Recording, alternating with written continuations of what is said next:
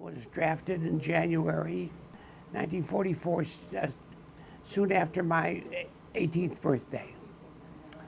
At that time, I was attending the University of Chicago. I was required to take the intelligence test and apparently did pretty good on it. I was asked what branch I'd like to serve in. I said, well, I'm a medical student, so I just assumed be in the medical corps. And he said, oh no, with your grades, you have to be in the Army Specialized Training Program.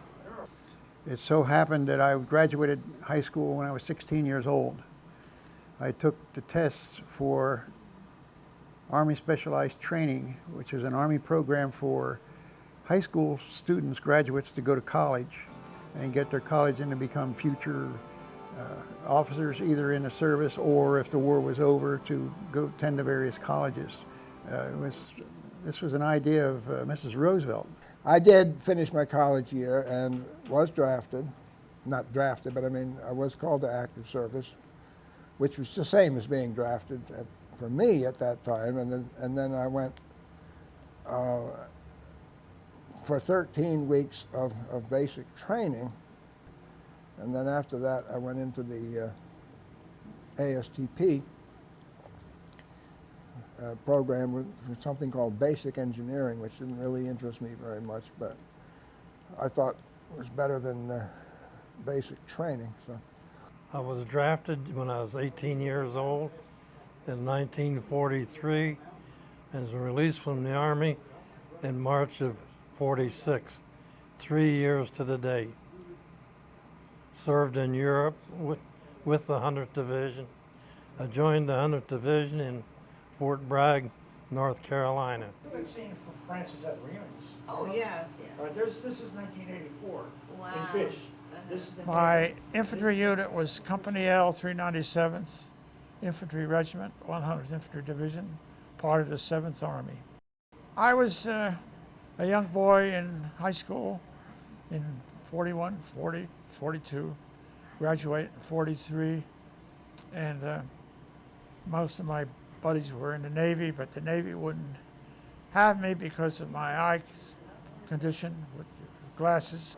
I came from Michigan. I trained in Little Rock, Arkansas.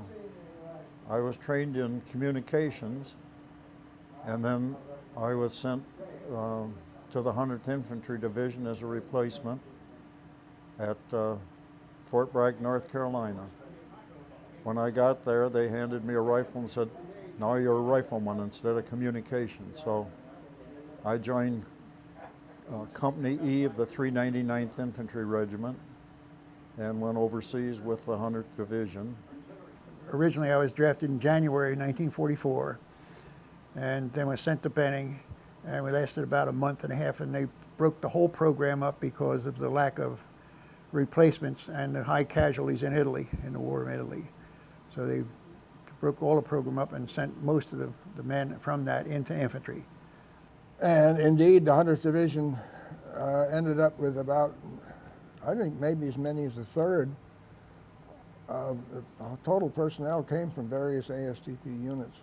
This program was meant to give you basic training in the Army and then send you to specialized schools for high technology jobs that the Army had.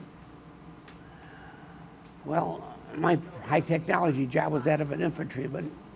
I had no basic training at all. You got your training on the job.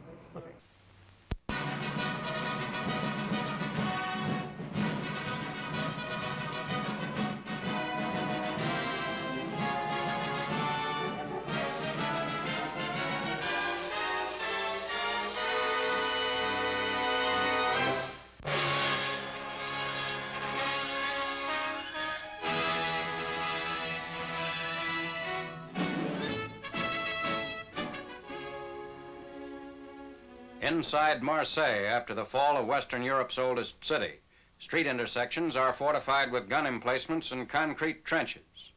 They were manned by Nazis in the attempt to halt the entry of 7th Army troops.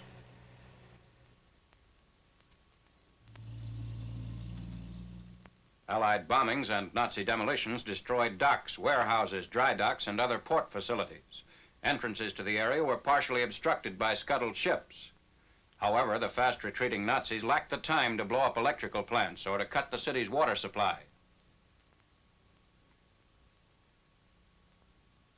A hasty bypass replaces a demolished bridge in the drive up the Rhone Valley. Tapes guide vehicular traffic. We landed in Marseille, France on October 20th, 1944, and on that same date my oldest son was born, about the time that I landed in France. We entered and reinforced a bridgehead that was made by the 3rd Division, 44th Division, and 45th Division. And they had driven the Germans back pretty far from the coastline, way back to the Vosges Mountains. Our regiment was the first regiment that was sent up to the lines to receive the 45th Division.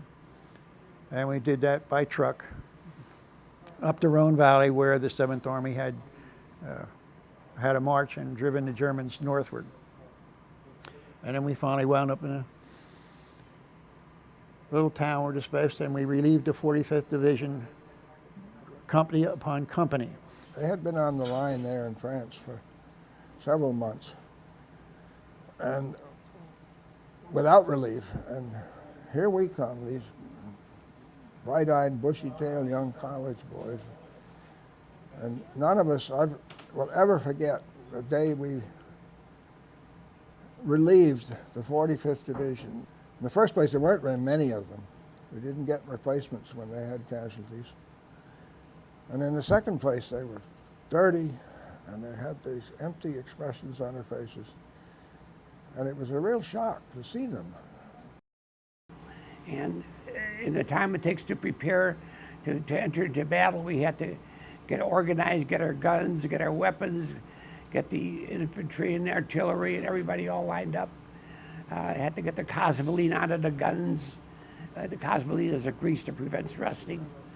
And it took a few days, actually it took 3 weeks to do that, to get unloaded and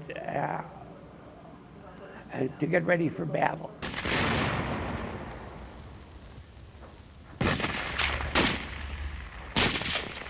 You hear in the movies these shots that ricochet, they sing and they whine.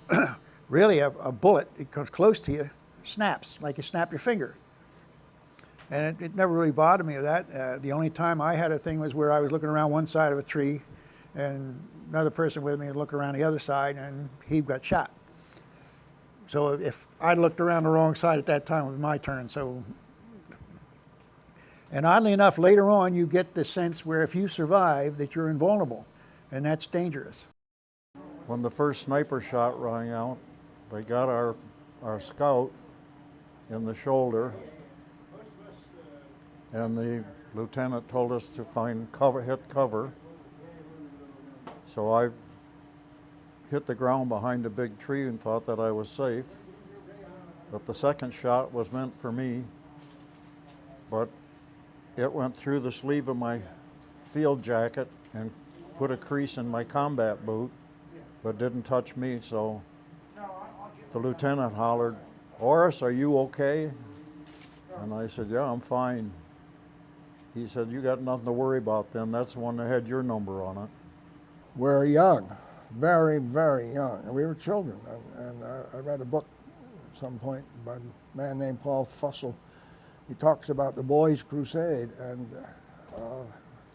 that he meant World War II. And when you think about it, it was exactly right. I mean, we were 18. We were green, and if we admitted it or not, we were scared. We went up on a hill, and supposedly a truck, or a little small truck, was supposed to bring up our sleeping bags and so forth, but it didn't. It was snowy, and winter was beginning. But we did have 2 blankets between us, and there was about 8 of us.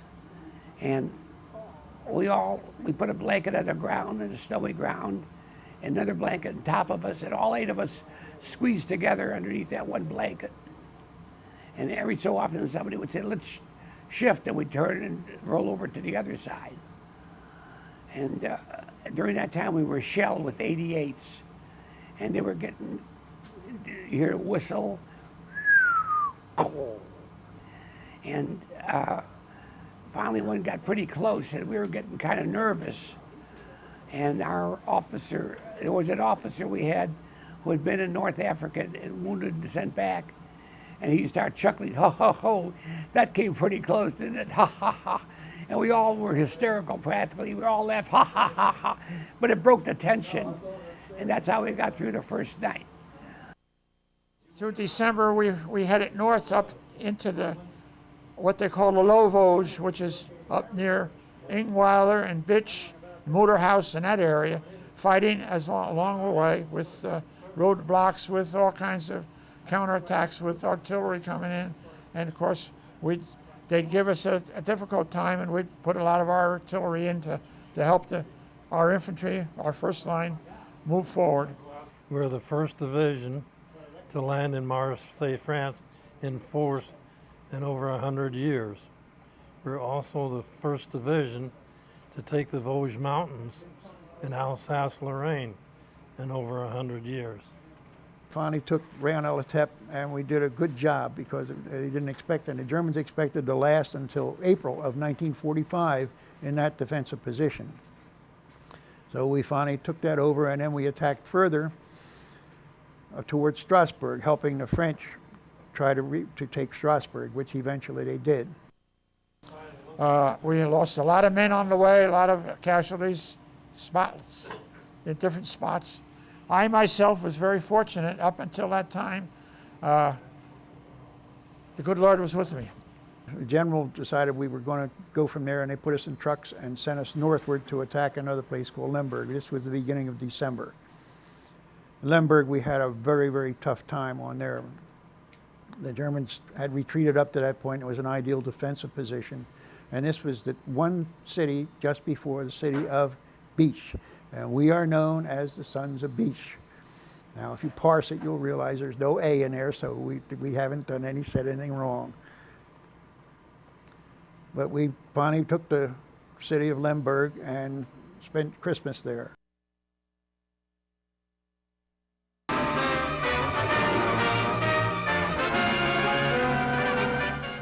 Massed Allied pressure pounds von Rundstedt's Nazi legions in their drive through the Ardennes forest.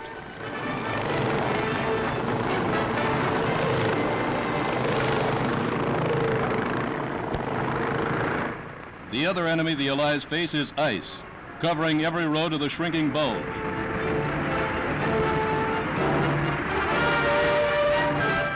But one way or another, American supplies and guns go forward, slipping and sliding.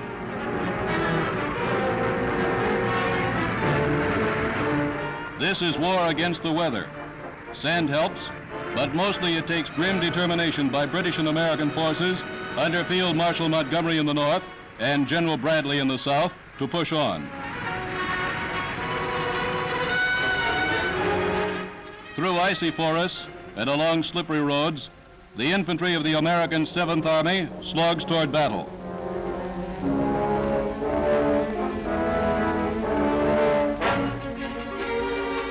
This is one of the unarmed observation planes off to direct gunnery and tank operations from the sky.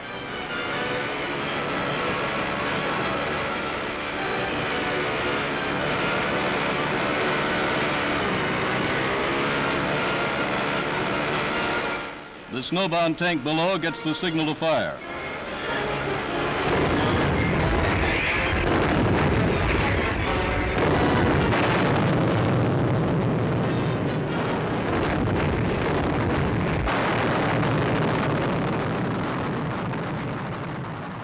Next assignment was to take the Maginot Line and the city of Bitche. And we proceeded, one of our sister regiments took the full brunt of that. We were in reserve at that time, the 399. And we filled in behind them, and then we received word that the big counterattack called the Bulge had occurred.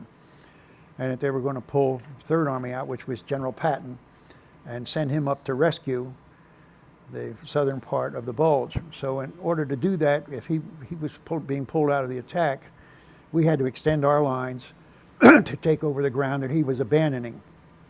So that we did, and we went over to the defense, and we were warned that we were going to be attacked. They told us 3 days before New Year's, be ready for something big. Set up our defenses. Something big's coming along. We got intelligence. So we set up all kinds of defenses. All kinds of barbed wire, all kinds of mines, all kinds. We zeroed in all of the artillery in our rear on certain points in front of us. And my place in Remling was looking out over across the field where there was some cows in a place called Gudekirch, a little village called Gudekirch, maybe 500 or 600 yards away. And I could hear the Germans over there working, playing. And we were in our holes, digging and digging, making them deeper and securing them. And at nighttime, we'd jump out of them and get our food and come back in. Christmas Day comes along, and so some of the members of our A&P squad were put up with machine guns on an outpost line of resistance, and our only purpose was to alert the troops that the enemy was attacking, and everybody else in the front line was pulled back so they could have a good Christmas dinner, which seemed to us pretty good. And they did send a Christmas dinner up to us on our lines, but just at the moment that the Jeep arrived, the Germans did attack. And our objective was not to stand and fight, was to just maybe fire our guns and retreat right away, let them know we were there and then back away. And we did that. And I remember running carrying a tripod of a machine gun, and tracer bullets were landing in the frozen dirt around me, but they didn't hit me. Well, now, we weren't in the Battle of the Bulge, but we was very close south of it. And some of the units that were in our general area were called up to the Battle of the Bulge, and much of our artillery and armored support had to go up there and left us to hold very thinly a line. We had to stop advancing in effect. On New Year's Eve, on New Year's Eve they attacked us, and for about a week or 10 days after that, there were continuing battles, and then we dug in basically for the rest of the winter because there just weren't enough of us left. On our right side, a big recon unit completely abandoned their positions and gave it to the Germans, and through there Germans caused a lot of havoc. But where our 100th Division was, our reserves covered that area, and they could never push us back. So all the damage for that attack was around us, but not where we were. We found out later that the town of Ridling, where we were, was supposed to fall in 4 hours, and we voluntarily evacuated to straighten the lines up after 7 days. And after we evacuated, all these areas in that town were all previously triangulated by artillery, and artillery blasted the town when we figured the Germans had gotten into it. So we feel pretty good about our fighting at that attack, and that was the German offensive Nordwind, which was the last major German offensive, and actually we feel that we had caused it to fail. Many Nazis wearing parts of Allied uniforms are captured.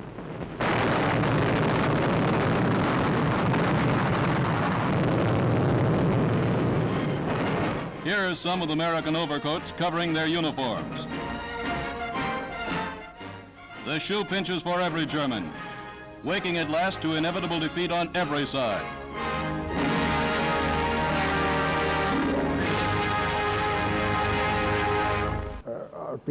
our people were getting sick and they were getting wounded a little bit sometimes, although we weren't actively in combat.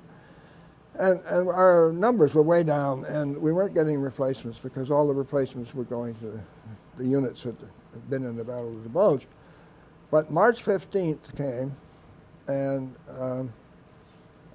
then we suddenly started getting a lot of replacements, and we knew something was up.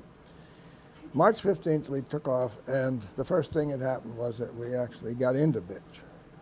And that was, we were very close all the time, all winter, but got in and got through, and fortunately the Germans had left most of the places, certainly left the big fortifications by that time. So that was Beach or Bitche. Then on March 15th, we took off on the big assault and finally captured the city that we were interested in. The Bulge was over, and we went on what we call a rat race. We got in trucks and just simply followed the Germans that were retreating almost as fast as we could pursue them. The 16th of March, they had just broken through, and I joined the unit when we were going up into the Rhineland.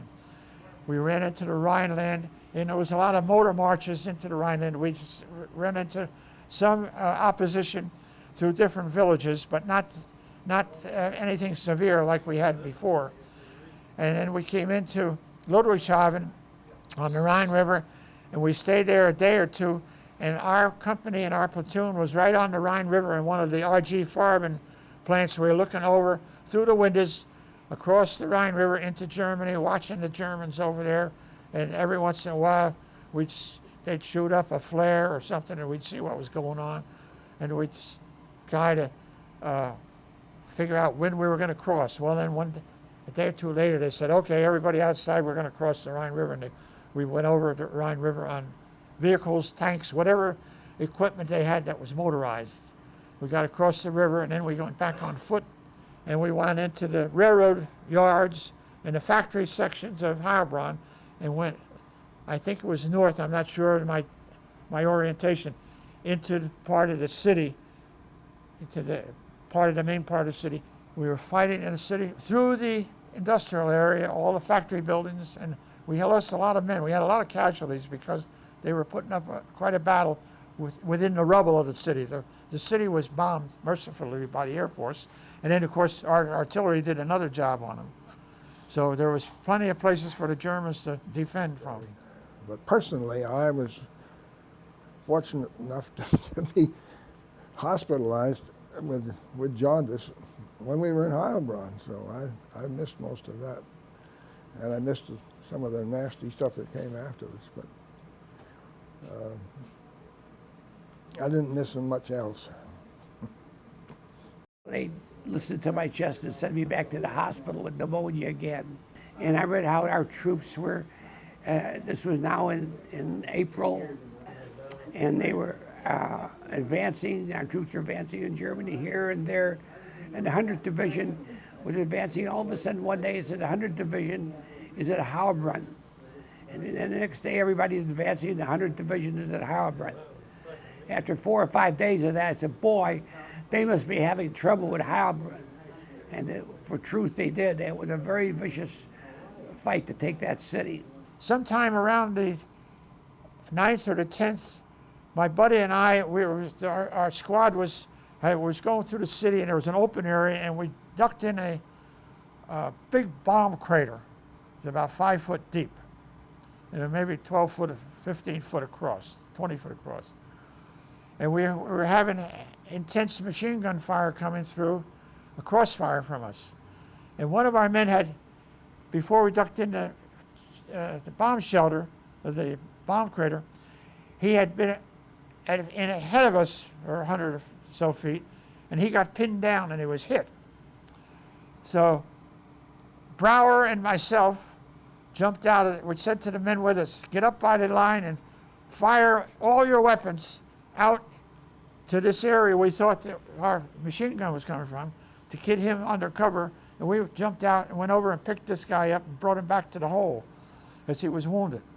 But we left him there. We had to move on. We got the machine gun and the counterfire coming at us, quieted down through the mortars. Our mortars put them out of commission.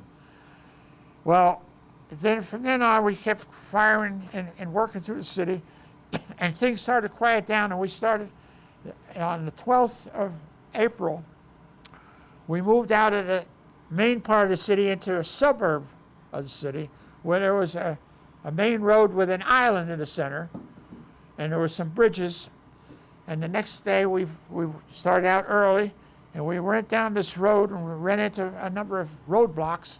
We cleared them out. We had tanks with us, and we had to go ahead of the tanks or alongside them, help them. We ran into a big roadblock on the evening of the 13th. It happened to be Friday the 13th. And the tanks stopped. They couldn't get through. So this roadblock, the Germans were firing at us with machine guns and mortars and artillery. We were trying to flank them out through the forest. There was a forest on each side of this roadblock. The roadblock was in a defile. And so we worked our way up through the forest, and on the way, trying to outflank them, I got hit by a machine gun and wounded. So I was out of commission from then on. Behind the city, the Germans had some airplanes that were waiting for the jet engines that they just invented to be provided for the planes, and they were going to use the Autobahn as takeoff and landing strips. And if they had those planes in sufficient number, they could outgun and outmaneuver and outgun our Air Force. So it was nice that we took the town and destroyed that last secret weapon, the jet plane. I had two of my best buddies killed, one on either side of me at different times while I was there, and I was spared for some reason. I don't know why. We were chasing the Germans and we hadn't had any sleep in about 72 hours. And we came to a machine gun nest, and I happened to have the rifle grenades. So the sergeant told me to put a rifle grenade in the machine gun nest. The only thing is I didn't take the live round out of my rifle, and when I pulled the trigger, the rifle grenade went off on the end of my rifle. And that's why I wear these. The explosion damaged my eardrums, and after I came back from service, I went a number of times to see about getting hearing aids, but they always said that mine was nerve damage and they couldn't do anything for me. Eventually worked our way down into Esslingen, and I've stayed in General Rommel's house for a short period of time in Hurlingen, Germany. And that's where we went into war in May. And I finally, when we went to a retreat for that day, I realized that I had a chance to live. The war was pretty well cranking down, and I joined them at Stuttgart when they were just coming back from their terrible battles. And since I had tech stripes, the captain gave me the key to the wine cellar because I didn't drink, and we at that time were assigned hauling Germans to their city as they came back. The prisoners and the people that ended the war were being taken back to their homes. And I felt so sorry for them, even though they were killing our people a few months earlier. They didn't have any shoes, they didn't have anything at all, period. We completely broke them and won the war. Just before Armistice Day, we were in Stuttgart, Germany, and we had the job of going through all the buildings and checking it out, see if there was anybody there, anything at all that could be considered harmful to us at all. And we run into a basement of a building that the top had all been blown away by bombs from the Air Force. And it was, I guess, so much photography equipment down there, we just could hardly believe it. I always had a sort of a love for photography, but I never did get to do much before I went in the Army. I've just enjoyed it so much, and of course I've taken a lot of pictures here for the Florida chapter of the 100th Infantry Division. So I stayed in Germany on Army of Occupation for several months until I accumulated enough points to come home. I glad for the experience I had, but I wouldn't want to do it again. They asked me if I wanted to stay in the National Guard, and I said, no, I just want out.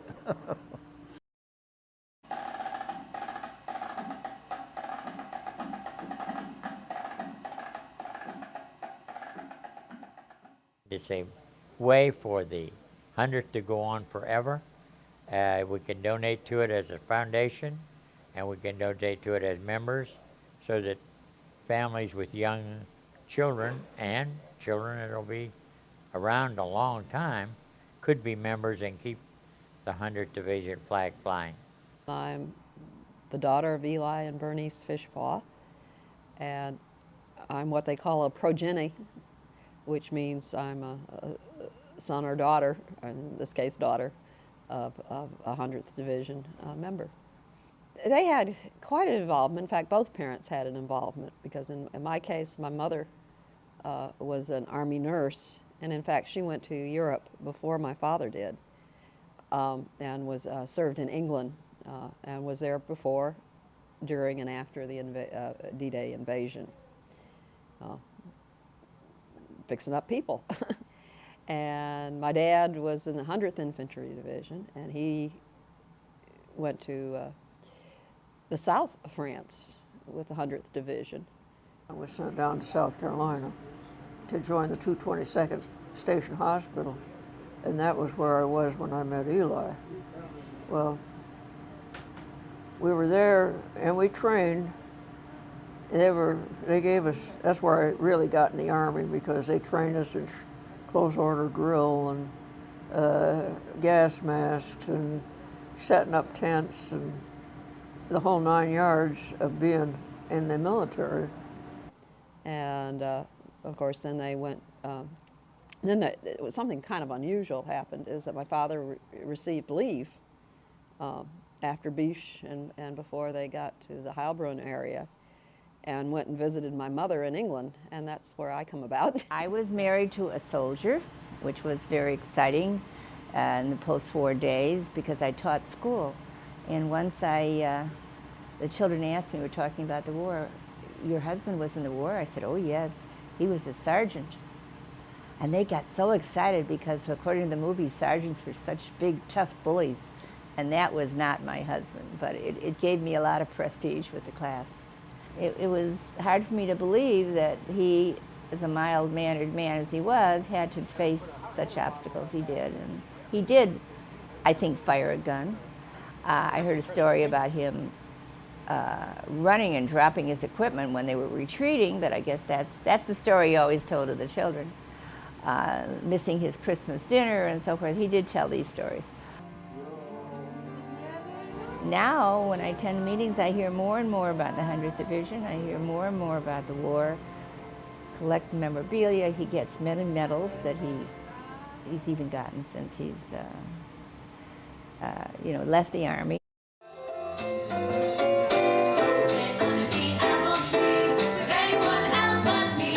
We have a lot of children, grandchildren, and we made them all members of the progeny when the progeny organization first took place. And they have contributed in their own way by entertaining, by giving lectures. This clip, we were flanking the Germans after we had received our first casualties in an attack. This is early in November of 1944. We're road marching, and we noticed this cameraman, who was an Army cameraman, walking backwards with his camera taking pictures of us. We were pretty glum, because we had been really had a tough time of it. But anyhow, immediately behind the cameraman was a shell hole full of water, and he was rear echelon, so we decided we wouldn't tip him off, but we'd give him a great big smile. And this you'll notice in the clip. And when he walked backwards far enough, he fell over the barbed wire fence into the shell hole full of water. and that made us feel a little better. Later, my wife was in a movie theater in the United States, and she was watching the news, and what would come on the news but this film clip.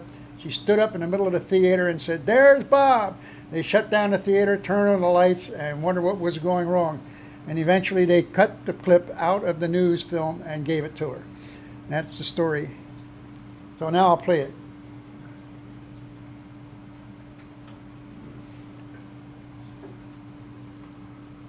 This is the cemetery. Here we come. This is Fawcett, myself, and you'll see me give a smile. And there goes the cameraman. I think it was May of 2003. My wife and I went back with a group to Bitche, France for a tour. And then in 2005, they were getting another group to go back. And my oldest son, who was born the day I landed in France, decided to go with us. And we really enjoyed touring the area where we had fought. The pillboxes and so forth on the Maginot Line had all been sealed, but they opened up one of them for us so that we were able to go in, and Jim was able to see what the pillboxes were like inside. And we really had a real good time on that tour. So I would like to go back again, but I don't know if we'll be able to.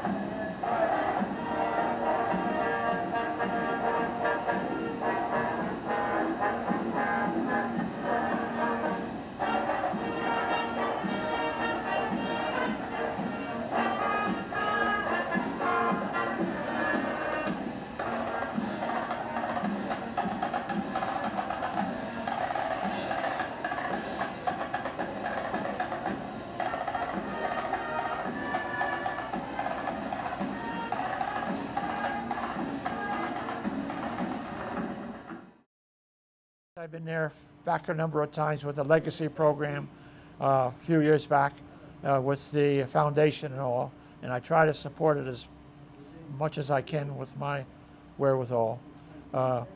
It's been a labor of love. The general was always very outgoing to anyone that he ran into with the infantry division that he commanded.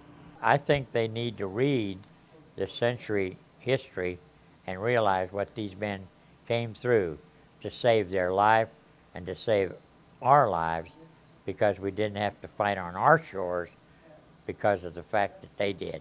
When you talk to these men that lived in foxholes for weeks and months, they went through a very, very trying time. Many of them with injuries they still have in the way of frostbite on their feet and hands.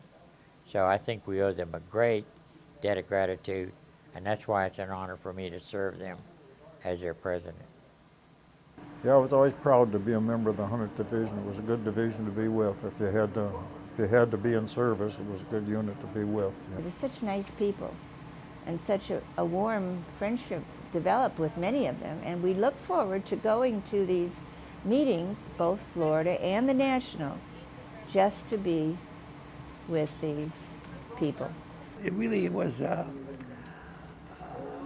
bunch of fine brothers, and working with various personalities and with different abilities and so forth was very, very pleasant.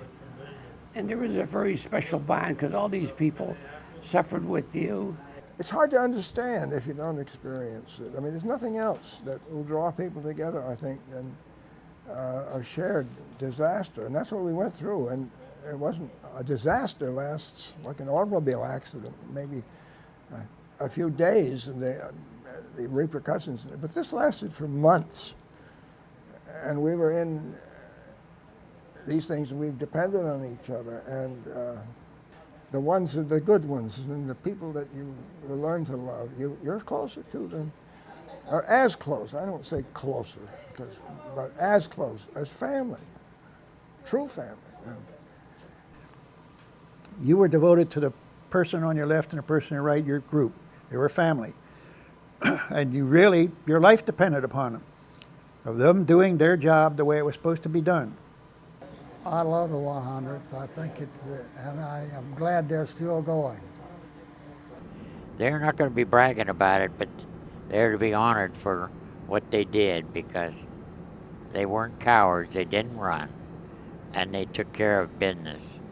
And that's why I'm so proud of them, and why I'm honored to be with them. And I think America should thank them forever, and they do.